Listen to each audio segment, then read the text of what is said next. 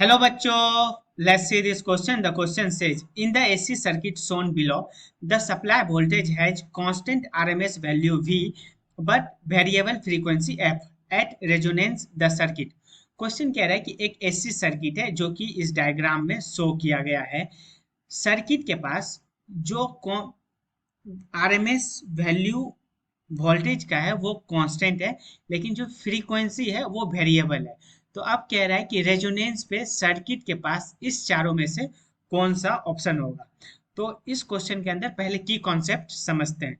तो की कॉन्सेप्ट में क्या होगा, इसमें हर एक क्वेश्चन के लिए, हर एक ऑप्शन के लिए अलग अलग की कॉन्सेप्ट यूज होगा।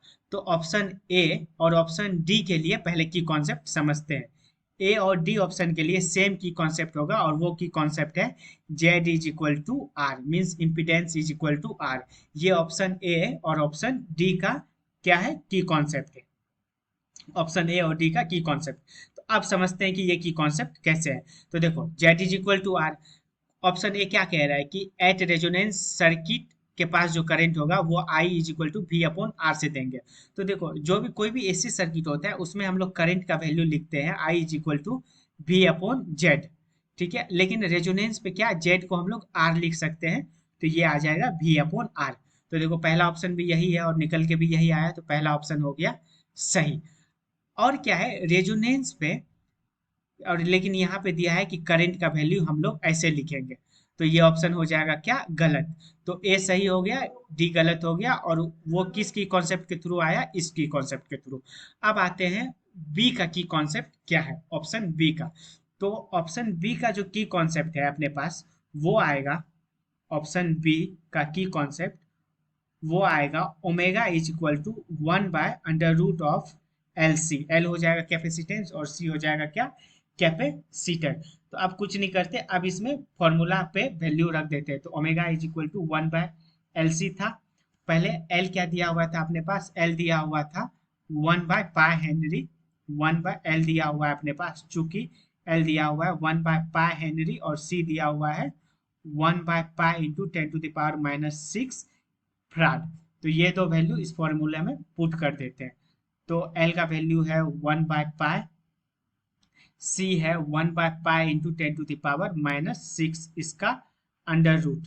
तो इसको हम लोग कैलकुलेट करेंगे तो ये आ जाएगा π/10⁻³ और ओमेगा एंगुलर फ्रीक्वेंसी को हम लोग क्या लिख सकते हैं, 2πf।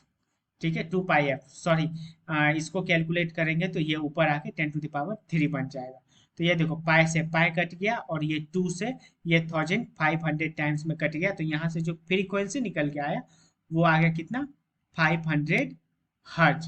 तो देखो क्वेश्चन में रेजोनेंस फ्रीक्वेंसी पूछा है और ये इसकी कॉन्सेप्ट पे आके ऑप्शन बी भी सही हो गया।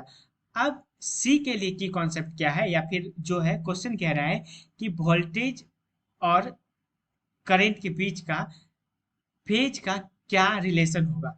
तो सी में क्या हम लोग लिखेंगे, at resonance, at resonance phase difference, phase of current या phase of voltage, phase of voltage is along